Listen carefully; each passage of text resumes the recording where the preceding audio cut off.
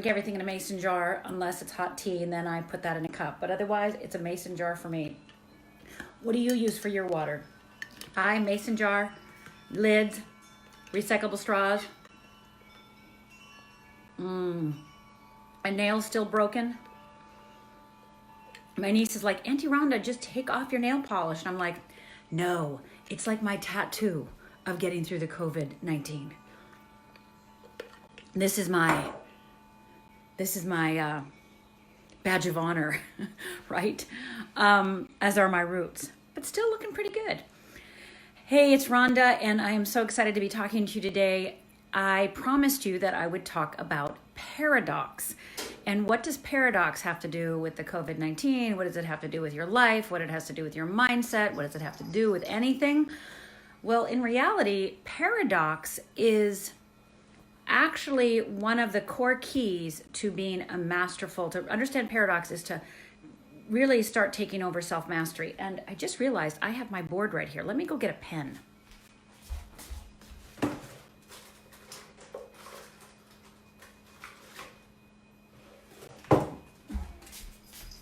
Oh yeah, I have my board. Okay, so I'm gonna grab my board. I didn't even think about this, but I can do it. All right. I'm gonna get a clean piece of paper. Can you see that? Oh yeah, there you can see it. All right, so let's just take the word paradox. I don't know, is it gonna be backwards? It might be backwards. Are you guys seeing this backwards or forwards? It might be backwards to you. So bottom line is, tell me if it's this backwards, or is this the right way or is this the wrong way?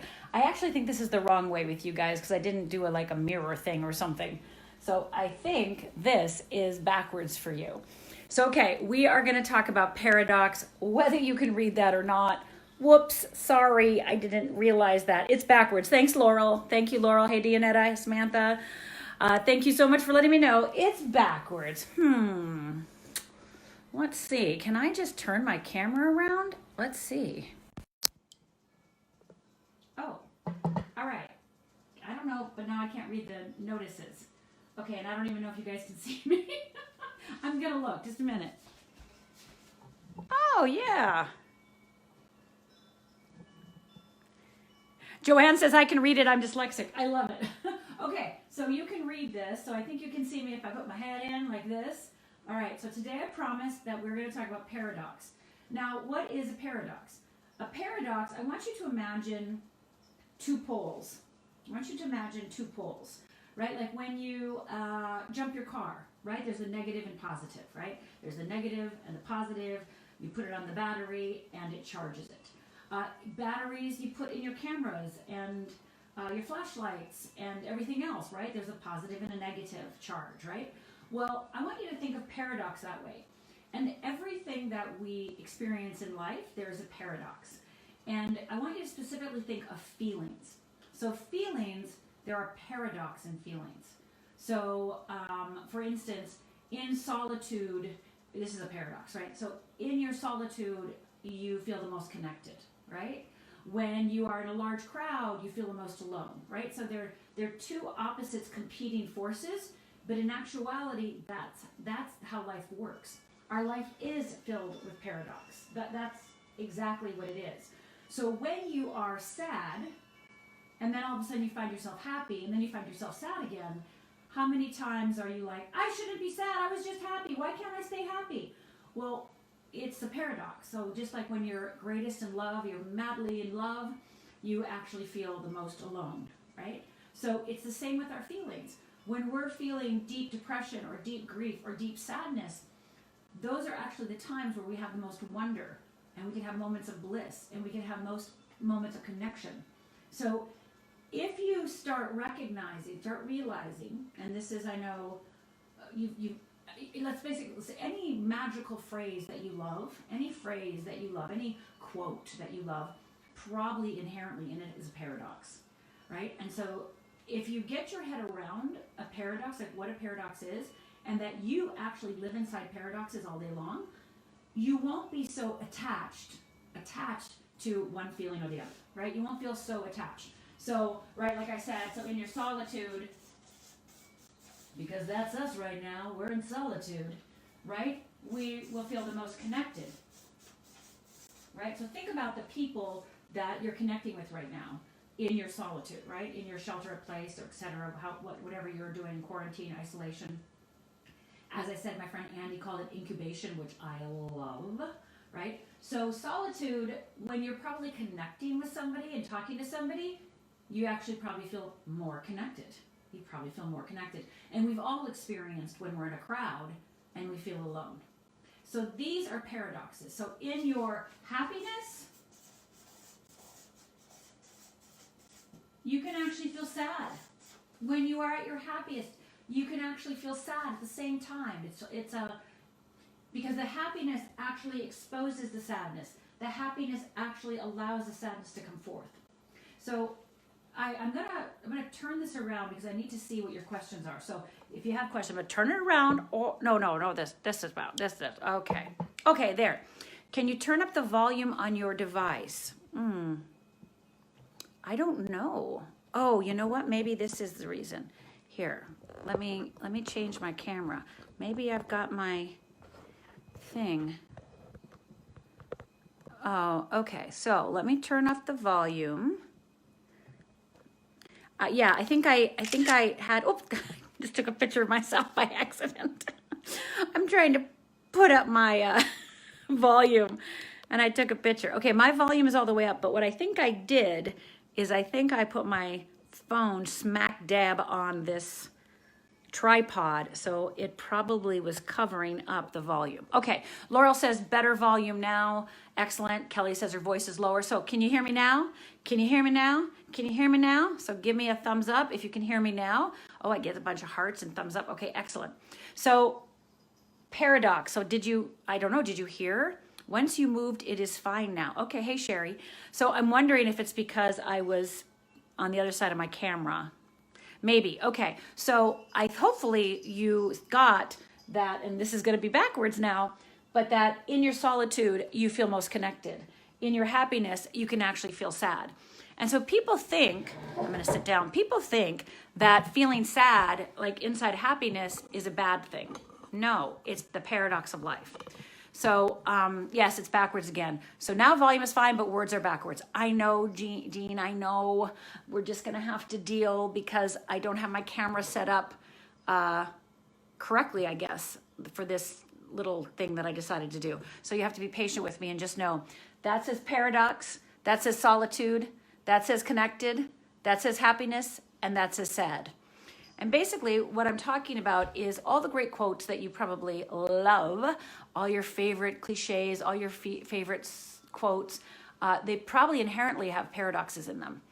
Just like I was saying a minute ago, inside of our extreme happiness, when we're super, super happy, we can actually feel sad. Now, most of us beat ourselves up when we're sad. Why am I sad? I should be happy. Or why am I feeling alone when I'm in the midst of a crowd? Why? Well, if you understand paradox, you're never going to ask that why again because it's part and parcel of our life. So we're always in between. Let me see if I can do a visual here. I'll do this. So we're always between two poles. You know, just like I said about the car earlier, right? We have the positive and negative charge to charge our battery. There's a negative and there's a positive. And those things coexist, and they're the only way that you can charge a battery. You can't have two positives, they don't charge a battery. You can't, doesn't work. You actually have to have positive and a negative. And so inside the happiness and the sadness, when you experience happiness and sadness, in those moments, you're actually experiencing the fullness of who you are. You're actually experiencing the full range of your humanity.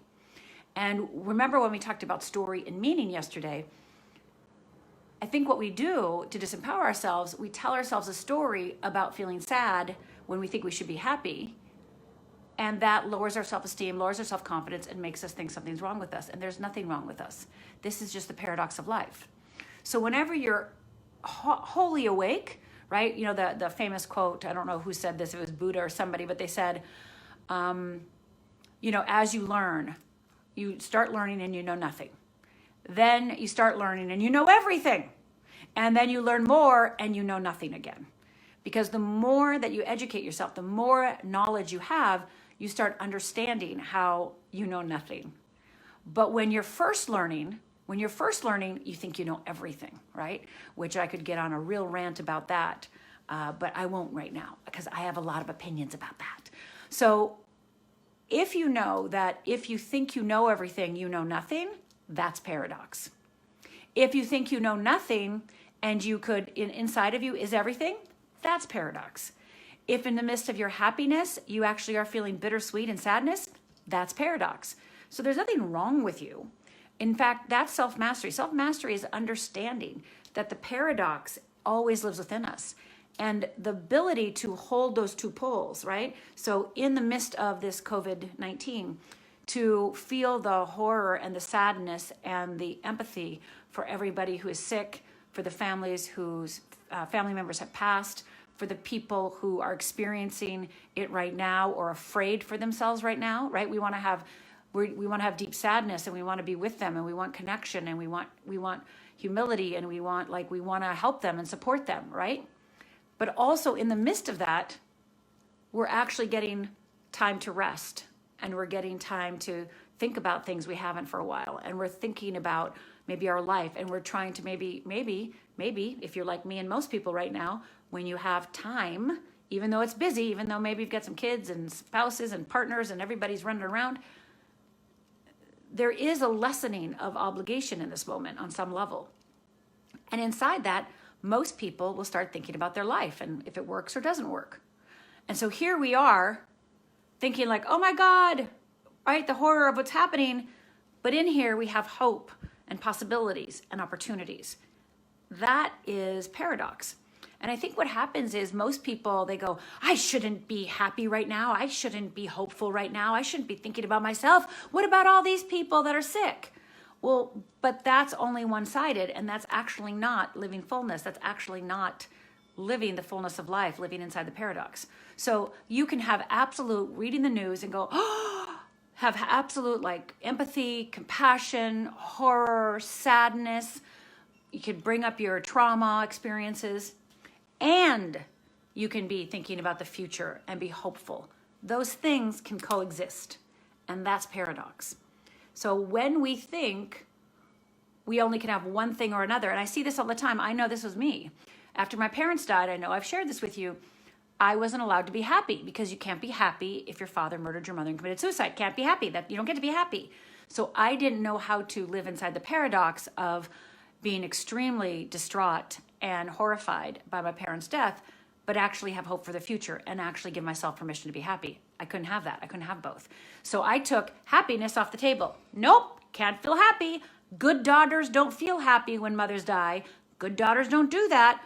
Good daughters don't do A, B, and C. So we, again, that story we tell ourselves, I'm this type of person, takes away our right to have and live inside the paradox, to have both experiences, okay?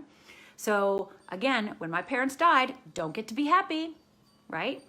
When I got divorced, can't be in love again. Love doesn't happen for me, right? So we turn into black and white thinking. So I want you to say to yourself, black and white thinking is the opposite of paradox. If we're in black and white thinking, we're actually not living inside the paradox. And what we want to be able to do is actually be like, yes, my mother and father died. Yes, I was the witness and it was horrible. And I can be happy. I can have both, okay? But so we're doing the and. So we all know the I love you, but. If somebody says I love you, but, what do you hear? You hear but. But what? But what? But what? Right? We want to say I love you and that's an old improv, a very foundational improv game where you have to say and to everything somebody says. So my parents, yes, I was a witness to their murder and suicide, and I can be happy. Yes, the coronavirus is killing thousands of people and infecting hundreds of thousands of people, and I can have hope for the future, right? Both of those things can coexist. When you move into black and white thinking, you cut off part of your capacity to be solution driven, to be moving forward, to have hope, to have optimism, to have the fullness of who you are. So it is about embracing all of you, and all of you includes both things. Mother dead, and I can be happy, right? For 20 years, I did not think that was possible. Did not think that was possible. No way was that possible. And now it is. Mother died, and I can be happy. People can be very ill right now. People in my life can be very ill right now or very afraid right now. And I can have compassion, right? I can have compassion. And I can also think of myself and start looking at my life and reflecting on what really works for me. So I can think of others and think of myself. It's not selfish to think of myself, right? Selfishness, again, is a black and white thought. Therefore, it takes away the ability to have paradox, okay?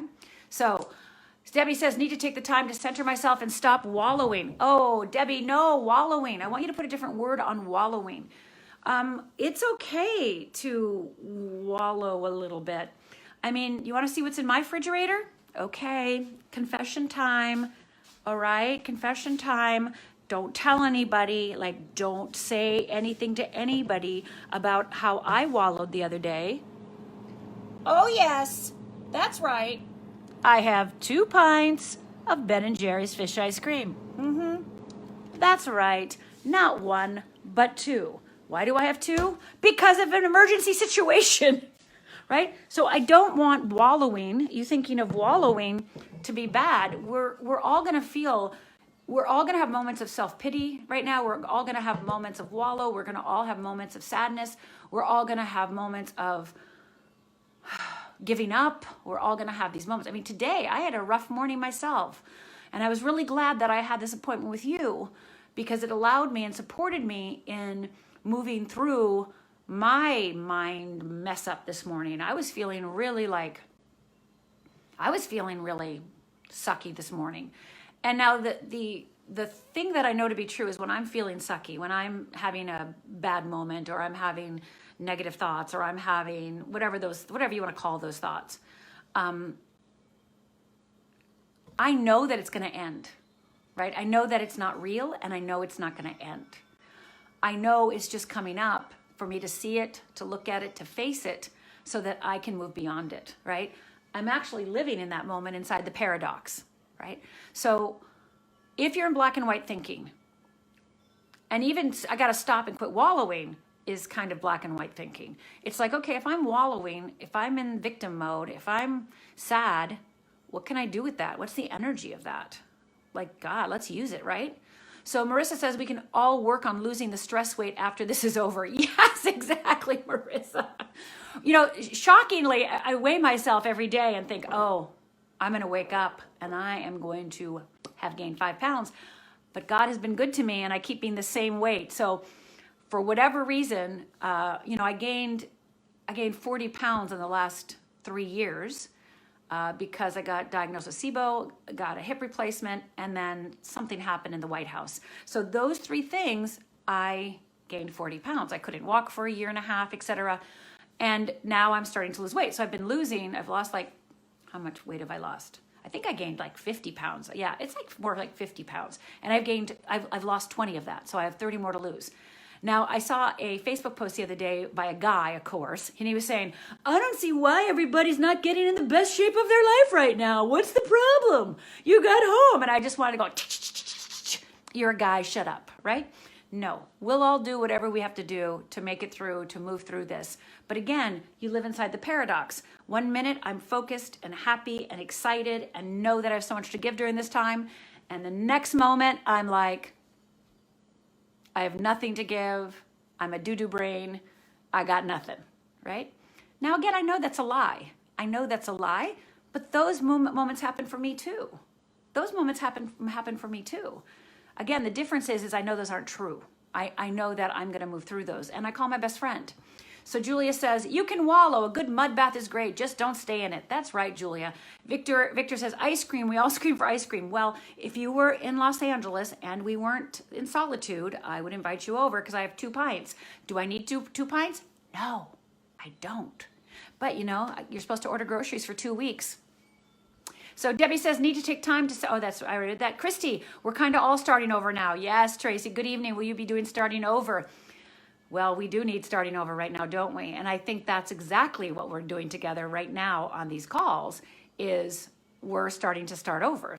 But you've given me a good idea. Maybe I need to be giving you some starting over exercises to do. How many people give me a thumbs up or a heart or some sort of thing if you would like me to give some starting over exercises.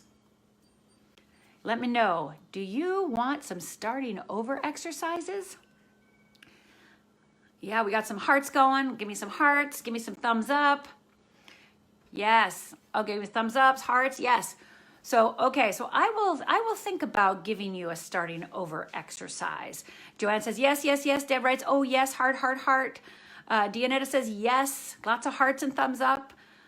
Excellent. So I will, since you asked, I will think about what starting over exercise to get. But yeah, you're right.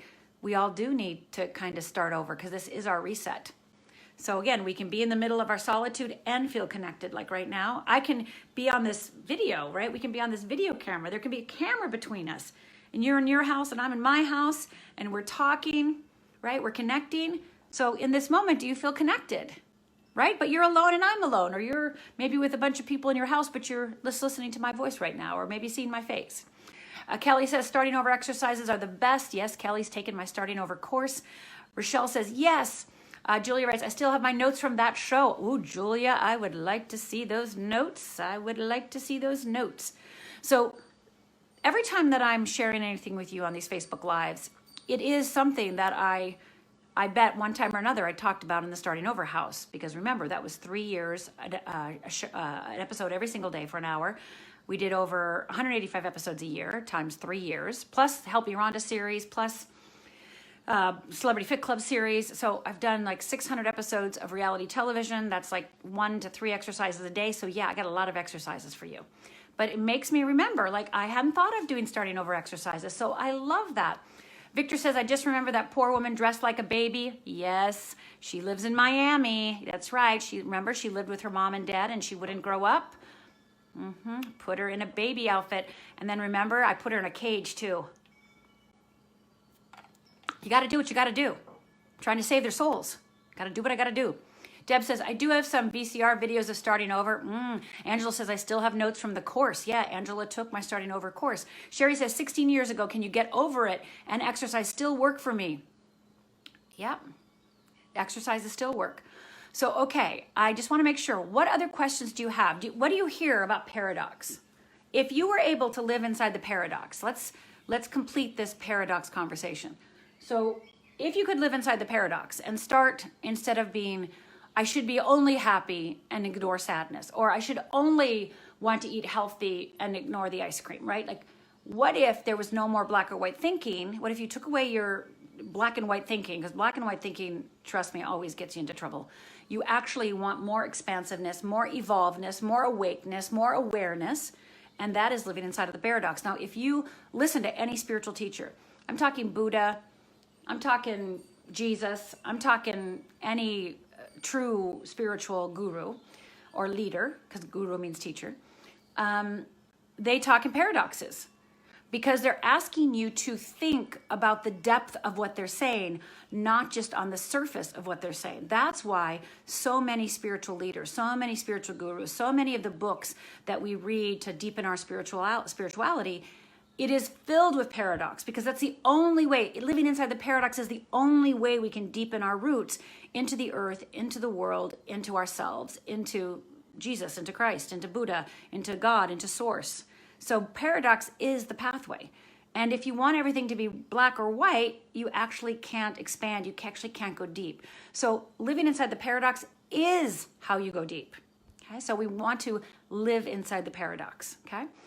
Laurel says, I didn't realize that the ability to accommodate, live paradox was such a huge part of living and being healthy. Oh, absolutely, Laurel. Thank you for saying that. Yeah, I mean, whenever I am experiencing confusion or I'm experiencing a difficult time making a decision, one of the aspects of that is I'm probably not embracing the paradox. I'm wanting it to be black and white because that's how we believe we can trust ourselves if everything's black and white, right? Well, if it's yes or no, then I can trust myself and then I'll know what to do. But you're actually just on the surface. Black and white thinking is surface thinking. So we want to actually go deeper into the paradox. And this time right now, when we're dealing with this coronavirus, when we're dealing with this spiritual, we're living in a paradox right now, right? Because the paradox is that I mentioned this yesterday, the paradox is that this external world outside of us is unhealthy, dangerous, unsafe, yet beautiful, right? Right? The outside world is the unknown because we don't know where the virus lives. We only know so much about it. We don't know how to necessarily protect ourselves from it completely. We have tips and tools, but we're not sure, right? We don't have necessarily, if you do A, B, and C, you will never get it. No, nobody's ever said that. So the external world right now is, quote unquote, like, oh my gosh, it's unsafe to go out there. Yet we all know that going out in nature and being out of our house is beautiful and filled with wonderment and joy. So those things, that's an example of a paradox. The other paradox is that this is an external virus, and yet it comes in and invades our lungs and takes away our breath, right? Takes away our breath. And yet here we are staying inside, and yet we're looking not only internally, but as we look internally, we look outwardly, right? So that's the paradox. So there's a lot of paradoxes happening right now. So we want to not only think in black and white, we want to think deeper than that. We want to actually get all the juice we can out of this experience. And the only way to do it is to be inside the paradox. So I don't know, did I lose you guys? Did I lose you? Did I lose you? Did you get it? Am I losing you? Tell me the one thing. Christy writes, you can be scared and feel safe at the same time. Yes. Yes. But dang, it's got to take work. Dang, it's going to take work. Well, Christy, it's like, I can be scared, right? I can be scared, i.e., let's just use that one, Christy. I'm really great. I'm glad that you brought that up.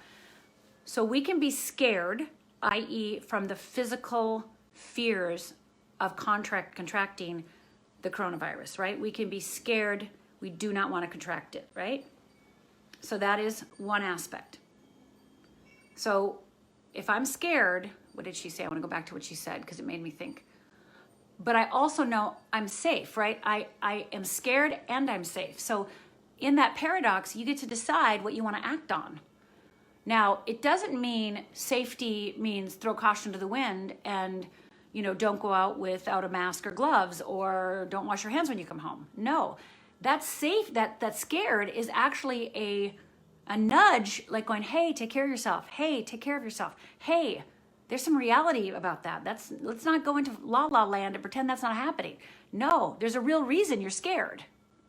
And you're also safe. You have a home. Hopefully you're in a home. Hopefully you're in a safe place. Hopefully you have some food on your table. Hopefully you've been able to, get some support in your home, or whether it's online or in your home, right? Like hopefully there's a level of safety as well.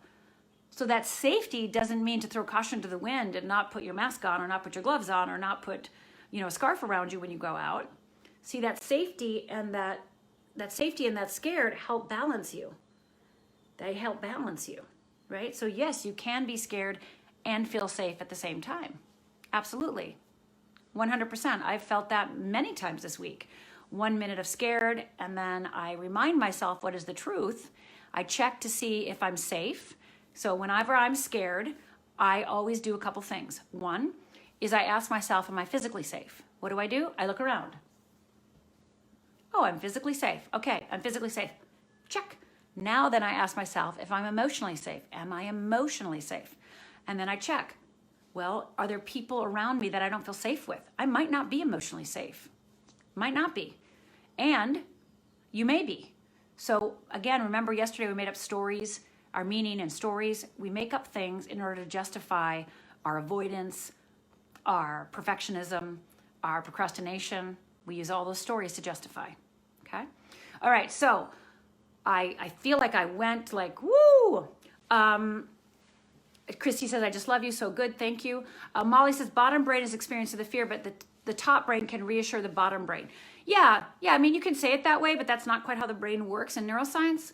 Molly, the brain is more holistic in that, but if you want to name it that way, hey, no problem. But the brain is much more holistic. They've learned so much about the brain and how it actually works now. The amygdala, well, anyway, that's a whole other conversation. But if it supports you in naming it bottom brain and top brain, knock yourself out. Use it, right? The point is that in order to shift your brains the top brain from the bottom, the top brain, taking over the bottom brain, is you actually have to make a choice, and you actually have to decide something different, and you actually have to change your language, and you actually have to see paradox, and you actually have to, right? We're the ones that move from the bottom brain to the top brain. We're the ones that move from our fear-based, like what we call in Fearless Living, the wheel of fear, to the wheel of freedom. We're the ones that have to make that choice. So remember, you have all the power. You have all the power. One of my favorite quotes, and I want to go get it, but then I would have to leave you here for a minute. I feel like I got to go do it. Okay, stay here and go ding, ding, ding, ding, ding, ding, ding, ding, ding, ding,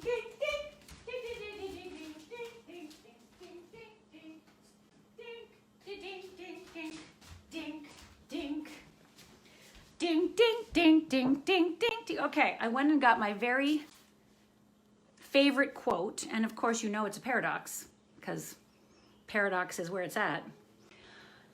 From John Tauler in he was alive from 1304 to 1361. Okay, and this is what he said. And I'm going to bring up the word God. So if you are uncomfortable with the word God, say source, spirit, divine, light, whatever you want to say, universe. God wants only one thing in the whole world. Okay? God wants only one thing in the whole world. The thing which it needs. That thing is to find the innermost part of the noble spirit of man clean and ready for him to accomplish the divine purpose therein. He has all power in heaven and earth, but the power to do his work in man, against man's will, he has not got. Now that is a paradox. I'm going to read it one more time. God only wants one thing in the whole world, the thing which it needs. That thing is to find the innermost part of the noble spirit of man clean and ready for him to accomplish the divine purpose therein. Meaning you have to be available to spirit. You have to be available. You have to clear yourself, clean yourself, be available. Not have your thoughts decide what's true and what's not true. Have your thoughts be in charge of you, right? Not have your feelings, but divine spirit. So God only wants one thing, to find you whole and clean in order to do its purpose, its divine purpose therein. Now this is the paradox. God has all the power in heaven and earth. God has all the power, right? Omnipresent, omnipotent. But the power to do his work through man, in woman, against man's will, against woman's will, God don't got it. So it really is talking about co-creation. So you actually have choice, right? You have choice. You have choice to live inside this paradox, right? You have choice to live inside this paradox. Like, oh my gosh, I do have to take charge. I do have to decide. It is up to me. You can't let your brain decide. You can't let your random thoughts decide. You can't let your random feelings decide. No. Feelings and intuition are two different things. Feelings and God are two different things. No, right? So we want to live inside the paradox, but living inside the paradox means that we have to see the paradox and we have to choose. We have to make choice, okay? Joanne says the chimes are chiming as you say your favorite saying. Oh, well, I like that. So, okay, tell me one thing that you got out of our time together today. And I know I wandered a little bit, but it all related, but hopefully you got my intention. My intention is that when you think only in black and white, oh, can't be happy if your mom dies. Can't ever find love if your husband leaves you. Can't ever believe I'm good at a job if I get fired. Can't ever, right? You take away the choice, you take away the opportunities, you take away the possibilities. When you're in black and white thinking, it takes it away. And when you see inside the paradox, you're actually experiencing the depth of what real living means, what true humanity has the opportunity to express and to live inside of. Yeah, Faye says, I love the battery charge analogy. The car doesn't start without both sides. That's right. Can I repeat the author? Yes, I will put it actually in the comments below once we get off this live. It's in a book. It's one of my very favorite books, and I will write down my favorite book as well. And then he has this quote inside that book. So God wants only one thing, and he doesn't have it without our permission. Okay, give me one thing that you got out of today to make sure I did a good job. Yeah, Christy says, all or nothing thinking is limiting. Yeah, that black and white, all or nothing, it doesn't work. Can't be recharged without positive and negative. Ha-ha moment for moment for me. Good, Lisa. Can't be recharged. Yes, it's both, right? It's both. Sadness and happiness. Solitude and connection. Linda says, I do not need to feel guilty about being happy during this time. No, Linda, no. This might be a super creative time for you. I know that you've been seeing all the photo quotes online and the social media that talk about how so many famous people wrote their famous books during this, during the Spanish flu, right? So this solitude time for some of us is going to give us the breathing space we need to actually create. Remember, my friend Andy called this time incubation time, and it is going to be incubation time for many of us. It's going to incubate the next unfoldment of our lives. Deanna says, living the paradox brings more awareness to possibilities and opportunities. And not only that, it gives you more permission to do them. It gives you more permission to have paradox, okay? So anybody else want to tell me one more thing they got out of today? And then tomorrow, Deb says it was helpful to be here and listen. I also like the battery analogy. Christy says you can't know what happiness is without knowing what sadness is. That's right. So I just want to remind you, I don't want this just to be intellectual understanding. Here at Fearless Living, me, Rhonda Britton, I don't want it to stop here. I don't want you to get it here and stop. No, that's not how we work here in Fearless Living. I could give a crap if you get it here intellectually. Again, that's the first step. So yes, I care. Yes, I want you to get it intellectually. But really, you being able to do it on a daily basis, the practice of it, the living of it is what I'm after, right? So here I'm giving you knowledge. I'm reminding you of the truth. Some of you know this truth. Some of you I'm reminding you of it. Some of it's the first time you're hearing it this way. You're having some ahas. But now we want to move it from our head, right, into our heart, into our being, into the cells, into ourselves, right? We want to move it into our cells so it becomes who we are. That's what we want. We don't want it just to be an intellectual understanding. We want to know. So Rochelle says, acceptance of all my feelings when living in paradox. Yes, all your feelings are fine and dandy. And then you get to choose which to act on, right, Rochelle? You get to choose which ones to act on. That's the key. You have all your feelings, and then you get to decide to pull one out and go, I'm going to act on this. I'm going to believe this is more true than anything, and I'm going to act on that. And not let every feeling decide how you're going to act that day. Got it? All right, my friends, great work. I will look forward to seeing you tomorrow. And tomorrow, I'm going to have to think about what I want to share with you tomorrow because you brought up a lot of good ideas.